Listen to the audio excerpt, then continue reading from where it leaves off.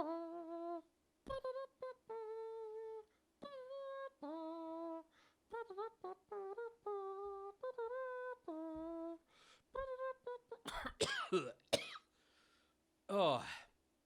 man, I can't keep up that level of energy.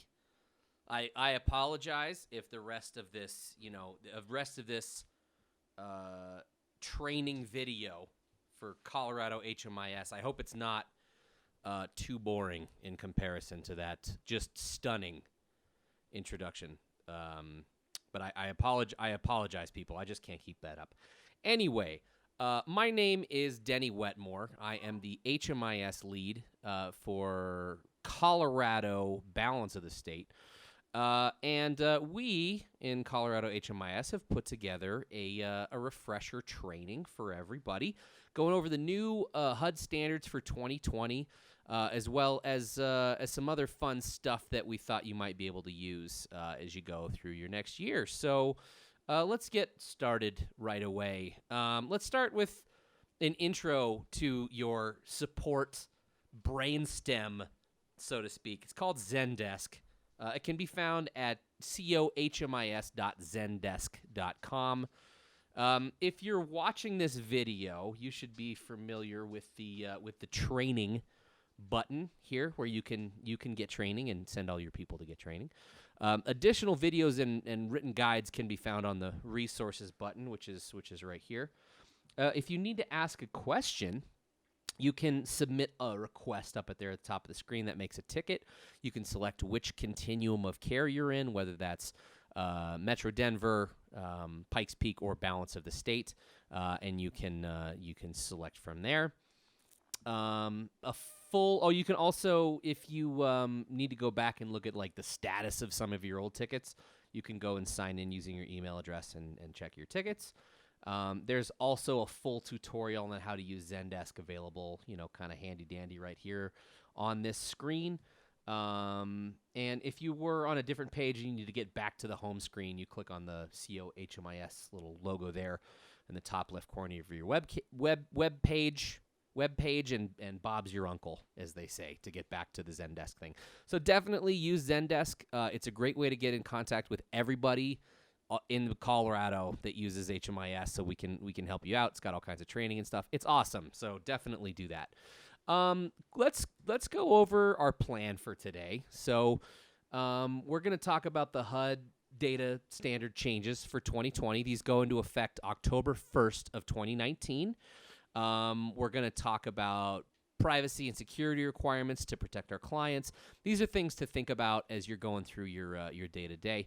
We're going to talk about some commonly missed data collection points, things we run into or we see people run into when they're entering information into the database. We'll help out with that stuff. And then we've got some frequently asked questions on Clarity functionality. So, grab yourself some coffee. I always am all a fan of the coffee and just, snuggle up by the fire with the sound of my voice. Okay, so getting into the data standard changes that HUD just made. Again, these go into effect October 1st of 2019. Interim housing was removed from the list of available prior living situations for program enrollments. So basically, any client who previously chose a prior living situation when they enrolled in a program, if they're active in a program enrollment as of October 1st of this year, we'll need to go back and change that. Luckily, your HMIS lead agency will reach out to you with a list of active clients who currently have interim housing selected as their prior living situation. There's a report we can run to find that information. I assume. Does guys, did anybody know if there's a report I can run to find interim housing? There's no one else here. It's just me. We'll figure it out. Okay, the next change is to data element 3.20, housing move-in date. Basically, housing move-in date will only be collected on the enrollment screen for permanent housing projects in Clarity as of October 1st. As a reminder, you're to leave this field blank until the client physically moves into housing, which probably will not have happened at the time of project enrollment, right? So you got the project start date, and then after that, you've got the housing move-in date, right? That's usually a different day. So just keep that in mind. And another thing, please don't future date your housing move-in dates, or, we may be talking to you with, and we've got, we've got ways of, I don't know, just don't future date housing move-in dates. I don't know why I tried to turn it into like a mob. We got ways of making you talk. This is going great, you guys. I appreciate that you're along on this journey with me. Okay, so this is kind of an interesting one. So the next data standard change we have is to 4.06, developmental disability, and 4.08, HIV/AIDS. This is, again, going into effect October 1st. The two disability types, developmental and HIV/AIDS, you don't need the second part of that question where you have to say whether the condition is expected to be of long continued and indefinite duration and substantially impair the client's ability to live independently, because the presence of those conditions in and of themselves conforms to the designation. So basically, just those two, developmental disability and HIV/AIDS, are only a do you have this condition, yes or no requirement. So there's no follow-up anymore. So that makes sense. That's a good one. Okay, so for the 2020 HMIS data standards, there are several new destination options to choose from. And you should see all of those on the screen here. Host home. Now, what host home? The definition of host home: it's an arrangement between community members who act as volunteer hosts and a youth service provider offering safe shelter and food. So if that's a place where your kid is going, they're going to a host home. That'd be for a youth service provider. That would be an option for you. And then there's a bunch of additions for rental by client there. So if you have any questions about those, about which rental by client option to choose, you can reach out to us, and we're happy to help however we can there. Now, since it's that magical refresher training time of year, can't you just smell it in the air? It's just a smell of the smell of an old closet. We wanted to be sure to review the guidance about collecting the destination a client is expected to stay at after they complete or stop participating in project activities. Now, you might be saying to yourself, Denny, I don't care about destination. Why is that important? Well, let me tell you why, you scoundrel. Collecting this destination information is very important because it allows our community and our state to see the type of destinations our clients are exiting to. And it also determines whether the results of the client's enrollment is viewed by the federal reporting partners as positive, meaning they exited to a permanent destination, or negative, meaning they exited to a temporary destination. So it's super important. So when you're selecting a destination a client is exiting to, it should be based on the evidence you have at hand. Or, for example, if the client passed away or went to jail, you would have evidence of that maybe from being told by a family member or a parole officer, or maybe a news article, something like that. Evidence-based. Check it out.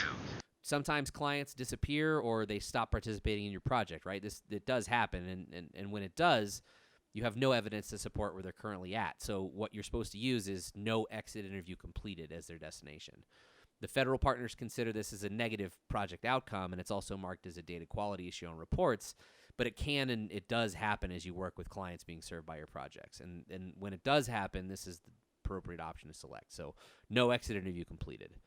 Another confusing aspect of destination is determining when to select the permanent or temporary tenure version of staying or living with family or staying or living with friends. The main thing to consider here is, has the friend or family member the client been staying with, have they specified any time constraints on how long the client can stay with them? If not, it's appropriate to select the permanent tenure option. If you ever have any questions about which version to select, just feel free to contact your HMIS lead agency, and we can dig into the specifics, like a family. Finally, while there is a destination option of other It should be used only as an absolute last resort. It's not counted in any of the HMIS-based reporting as a positive outcome, which can have a negative impact on federally funded programs. So if you're ever tempted to use other, just please reach out to us and talk to us. It's almost never going to be other. Okay, guys. Thank you. 4.12 current living situation. Now, this is a restructured data element for 2020. It replaces the previous contact element, which was required for street outreach projects, night-by-night shelters, and services-only projects funded by PATH. So it was previously tracked in Clarity as a service, but now will be tracked as an assessment captured within program enrollment. So I think it's going to be a little bit nicer for everybody. Recording current living situations is required for clients being served by the following funding sources and programs. HUD COC collection required for street outreach and coordinated entry. HUD ESG collection is only required for street outreach and night-by-night shelters. HHS PATH collection is required for all components.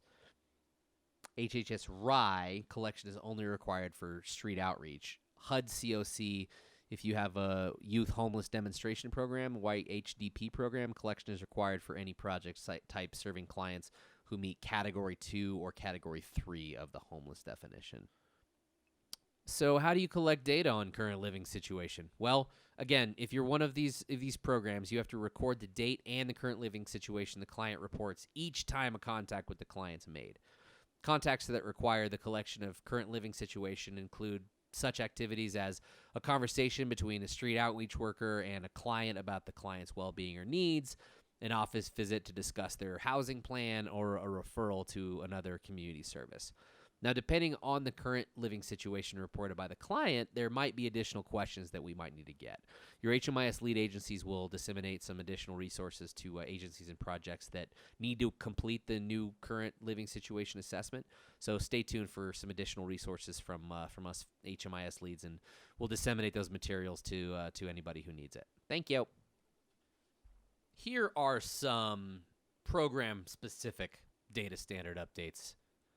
You can, if you have one of these programs, you can read through these while I get a nice drink of water here. And if you see anything in red, you'll need to update it as necessary in your HMIS.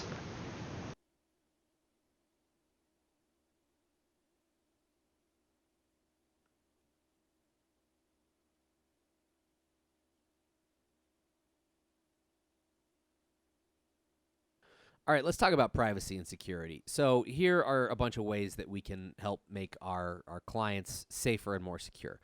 So first up, securing passwords. You want to keep your password secure. Now, what are some good places for that? That would be, you keep your password memorized, or you keep it in a locked drawer. Bad places for your passwords would be in your browser. If you have like a browser security password manager thing, that's not good. Sticky note on your monitor, that's not good. Why are we doing this? So we want to make sure that access is restricted, right, to only authorized users to help keep client data safe. Another option would be like a password managing program, something that you put your passwords into it, and then you have to memorize one, master password. Something like KeyPass is a good option. So definitely keep your passwords secure. PII. What are we talking about with PII? We're talking about personal identifiable information. Those are things like, client name, social security number, date of birth, anything that could link data to a particular person. We don't want to email any PII unless it's encrypted. That would be either by sending an encrypted email or by only using the client's unique identifier as found in HMIS. Why are we doing that? Well, we're kind of guarding client data, right? We've been entrusted with keeping it secure and locked down. So we want to make sure, because email can be interpreted or read by other people who may not have the client's best interest in mind. So the same with paper. If you've got PII on paper, those could be things like intake forms, exit forms, or VI SPDATs. Those contain PII, and if we leave those lying around, that can be seen or picked up by other people who may not have the client's best interest in mind. So keep paper locked up. If you've got anything on portable devices, that's all locked up or encrypted, because we don't want to let that stuff get out. Another good idea is to make sure your computer is password protected and has a screen lock. It's just another layer of protection to make sure that only, when you get back to your computer, you're the only one who have access where PII might be stored or HMIS is accessible. So make sure you keep your password locked down. And when you leave your desk, actually lock it. I know it's a little bit frustrating, frustrates me, but, it's just something you got to do. So please do it. Up next on here, we have secure print and monitors. You want to try to keep those things facing away from other people if possible. It's a good reminder that if printers are not sitting right beside you or very close to your workstation, there's a possibility that, if you print something off, it could be picked up or you just forgotten the printer or somebody else, accidentally grabs it or whatever. So make sure that you go right to the printer and get your stuff. Monitors, they can also be seen by unauthorized employees or volunteers or clients while you're working on HMIS stuff if it's not positioned, properly. So it's always best to make sure that's faced away from where people might be able to see it. Screen protectors can help with that problem, but you want to make sure that if you can place a monitor in the correct position and set up your office in a better way, that's the best protection. Now, remote access. Don't access HMIS from a computer outside of your work network unless it's secure and compliant with all required technical safeguards. Often, technical security measures are in place on office networks where company IT security policies are put into practice and monitored by IT staff. When you're working off-site, those security measures may not be in place, so it's important to review technical requirements such as firewalls, software security updates, malware updates, things like that when you're using your personal equipment or non-company Wi-Fi access to HMIS. Our main concern is keeping our client data safe, so being aware of situations where it could be compromised is important. If you don't know when a computer or network is safe, then don't use it for HMIS access. It's like, you went to the public library, you wouldn't use HMIS there. At home, if you can set up a VPN network through your work, that's usually the best, and that helps you with another layer of security. So let's be safe and secure, you guys. Repeated violations could result in loss of HMIS credentials, or I would be forced to come to your house and play you a song on the fiddle. And trust me, folks, you don't want any of that heat coming at you because it's not good. It's not pretty. Let's talk about some HMIS 101 common issues that we run into. This is just a little overview of what we're going to get into, but we're going to be talking about approximate date of birth, chronic homelessness status, length and number of times homeless, minor as a head of household member, and race and race and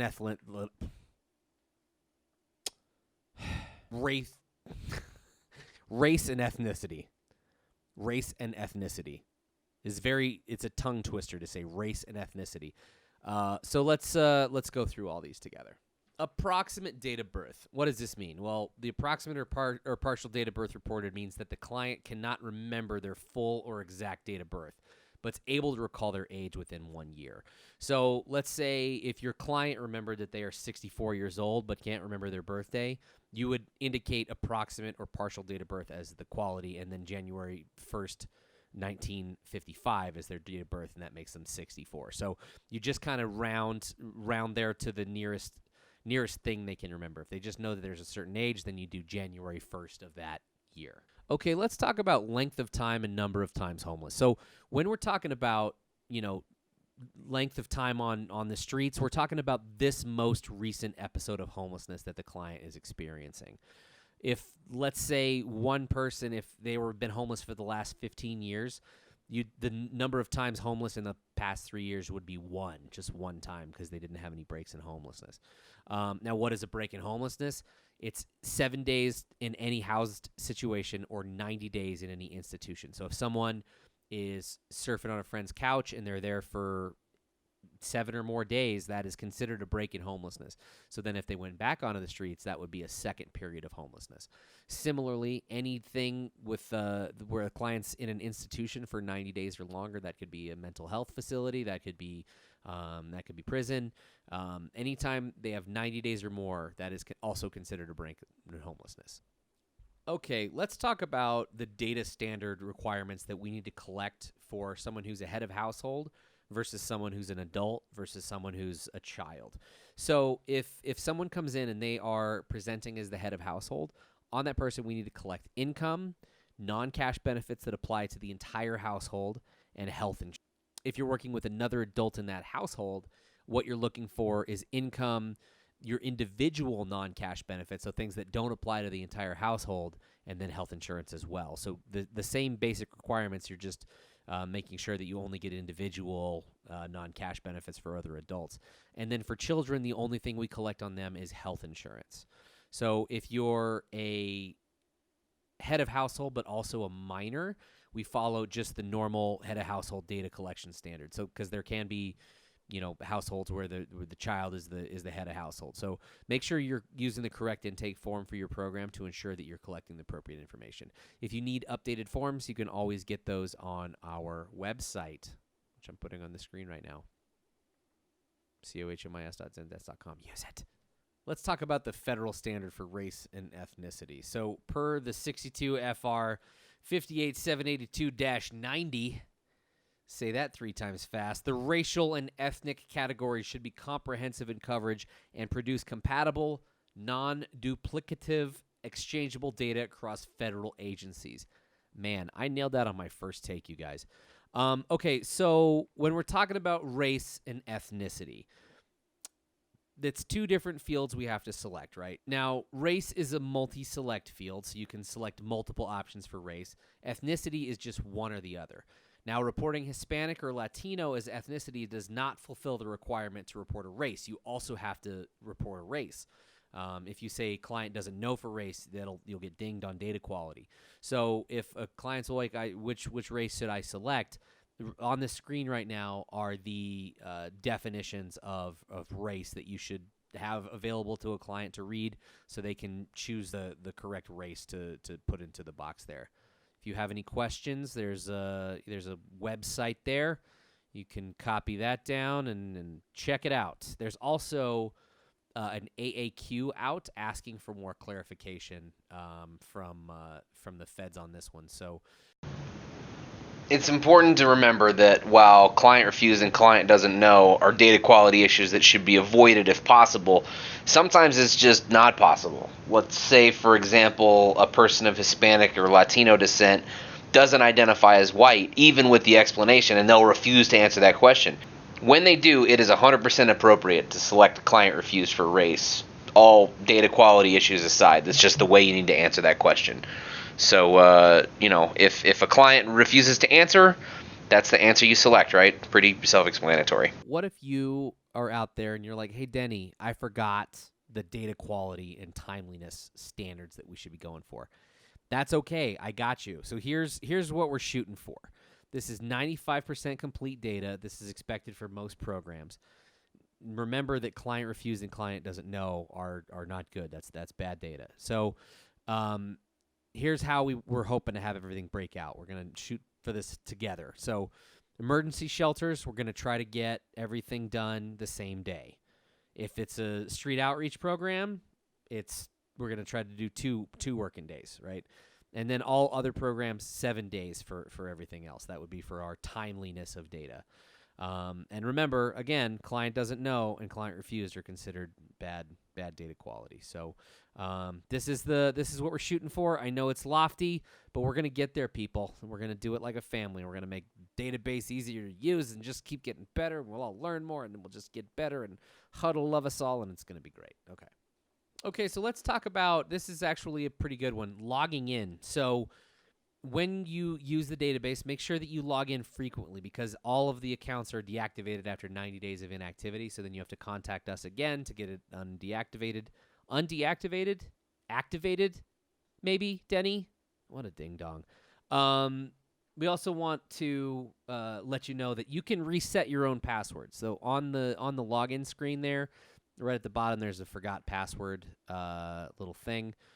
There's a list of what your password There's a list of what your password should be. I'm not going to do Sean Connery, I swear, anymore for this video.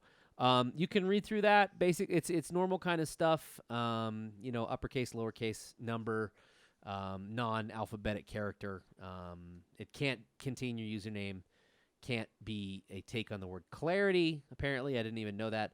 And it can't be the same as the one before. So make sure you're updating that password. And if if you've lost your password, you can just click forget password and you can get it yourself. But you will still need to contact us if your account gets deactivated, because we got to activate it. I think that's right. Anyway, so now that everybody's used to the new database, there's the exciting release of information section that we never had before. So we can get ROIs for our clients. Make sure that the start date is accurate for your release of information. This can get messed up if you change the start date. Written consent can be recorded as an e-sign. If you want to attach a PDF to scan something in, you can do that. Verbal and implied consent are recorded as verbal consent. So if you just talk to the client, or if you've got paper set up somewhere, put down verbal consent for that. And the new ROI form allows parents to individually consent for their children. So it's not just the blanket anymore. Completing an existing profile. So when you put somebody into the system, maybe they were migrated in from before or something like that, you see this yellow bar at the top that says release of information is missing. Click where it says click here, and you'll go to complete the client's ROI. Now, if it's a brand new profile,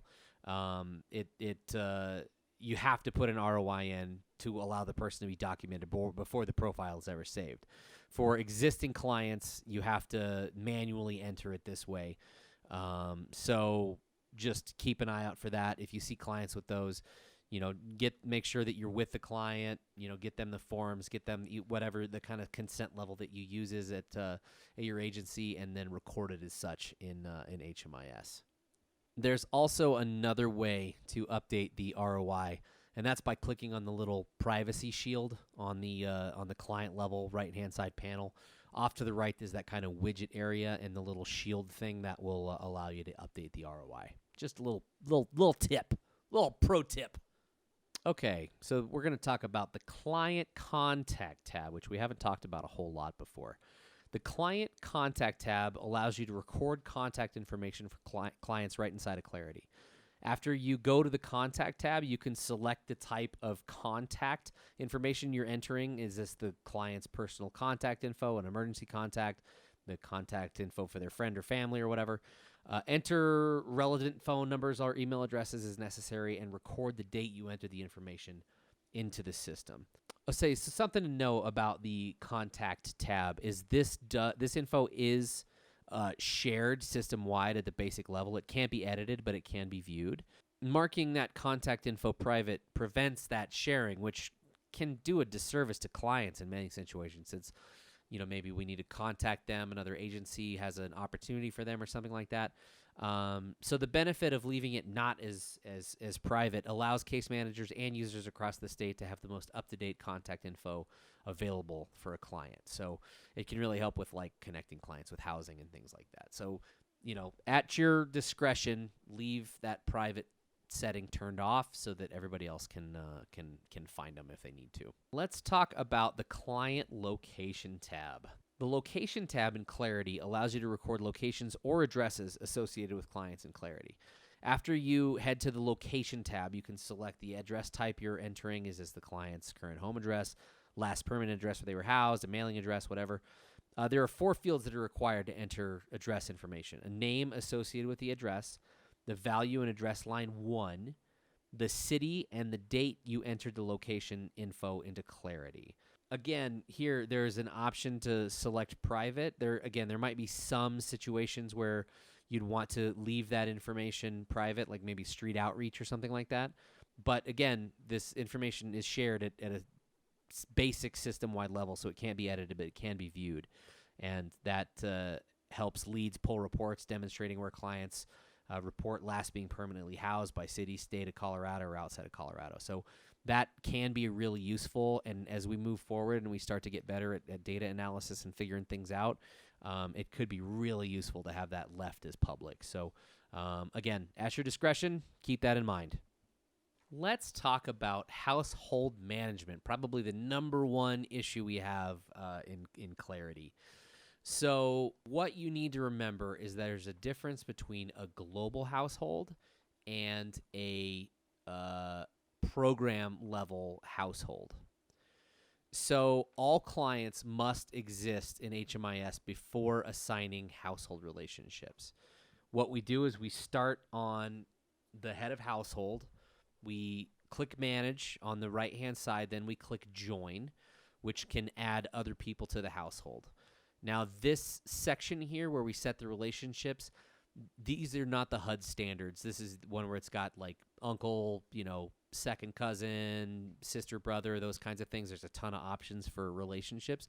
Remember that screen is not the one that HUD cares about. HUD cares about the one that's inside of the program enrollment.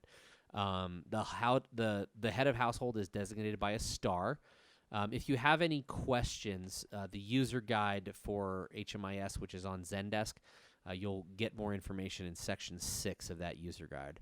There's also a quick reference guide on households at cohmis.zendesk.com in the resources section. So definitely check that out. Just keep in mind that global household is different from the program level household where people would present to a housing program or something like that. Household management, it would just be anyone who's associated with that household, even if they're not in a program with them at any given time. They're just in the global household. Having clients in a global household first also makes it easy to add them to a program level enrollment if you need to. So have them in the global household first, and then go in when you do your program enrollment, and it's really easy to add multiple people to that program enrollment.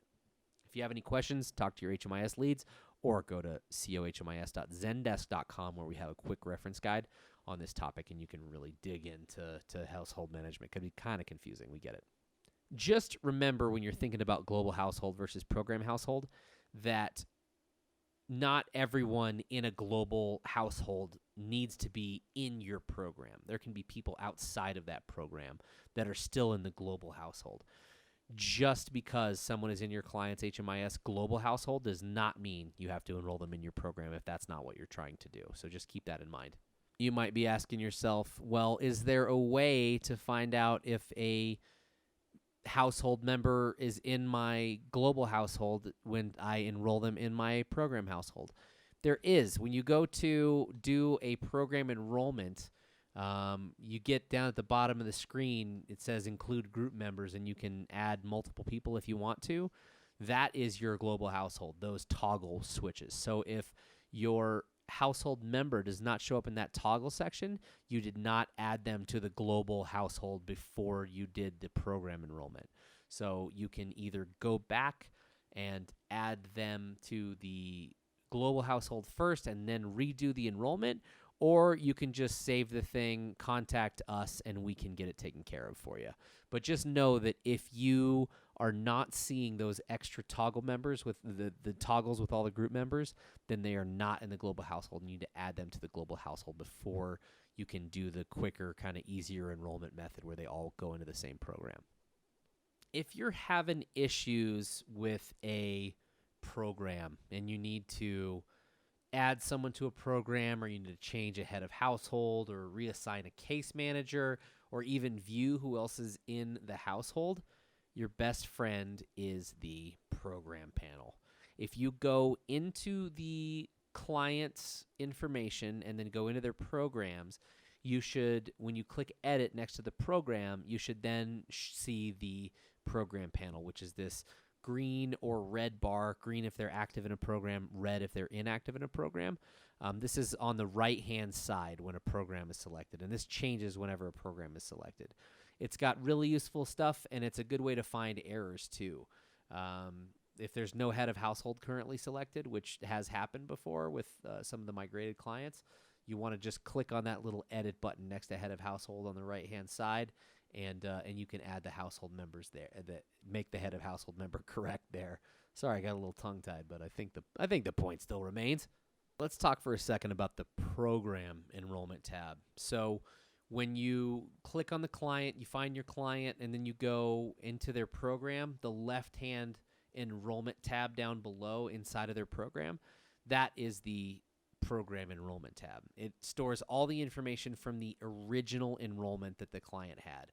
It should only be accessed to view or make corrections to the original enrollment or to add a move-in date for permanent housing or rapid rehousing projects. Now, this should not be used to enter changes effective after the enrollment date. You need to go over and you need to do an assessment in the Assessments tab if you have a change that happens after the enrollment date. So that would be a change in income or something like that, information that you receive after the client was enrolled. That needs to go on the Assessments tab, not on the Enrollment tab. Don't change the enrollment, people. This is where we do our updates, where changes are reported. This is the Assessments tab inside the Program Assessments tab, not the Enrollment tab. Now, if you're doing an annual assessment, this is where you do that. You'd click Start next to Annual Assessment there. And annual assessments must be dated within plus or minus 30 days of the anniversary date. So if it was December 1st, you could start doing it November 1st, and the last day you could do it would be January 1st. One important thing to note, the anniversary date means the anniversary of the project start date. This is important, so I'm going to say that again. I'm going to say it again. Here we go. Anniversary date means the anniversary of the project start date. This is going to be a quiz question. Anniversary date means the anniversary of the project start date. Write that down. All right, last but not least, let's talk about the Program Exit tab. This is inside the program, off to the right-hand side, usually separated a little bit. This is the Exit button. So you click Exit, you choose your members that need to exit from the household, you fill out the exit questionnaire. Most of the answers are auto-generated and from their most recent assessment, but there are a couple of new ones. Remember, there are a couple of new options, and don't choose Other as exit destination without submitting a ticket first. Don't choose Other. We often see a parent exited from a program, but the children are left active. So make sure you're toggling all the appropriate family members when you exit a household from your program. So that if they're all entered into the program correctly, you should be able to exit them all if you want to. And that's just those toggles there to end them all. So just make sure you do that. Well, guess what, you beautiful people? We did it. We made it to the end. Do you have any questions? Do you have any concerns? Do you want to send us a ticket right away and say that guy Denny is by far the coolest guy I've ever seen in the world, and I wish he would do stand up for my local event. I'm not that expensive. I'm sorry, this got off the rails a little bit. COHMIS.zendesk.com. Let us know, if you have any questions, you need anything. We're happy to help. We're really trying to make HMIS as strong as it can possibly be, and we can't do that without you guys entering stuff into it and watching these incredible, I guess, videos is what I'm trying to say. So thank you very much. Up next is the test, so make sure you make that happen, and we'll catch you on the flip side. On the flippity flop. I'm going to stop talking. Okay, goodbye.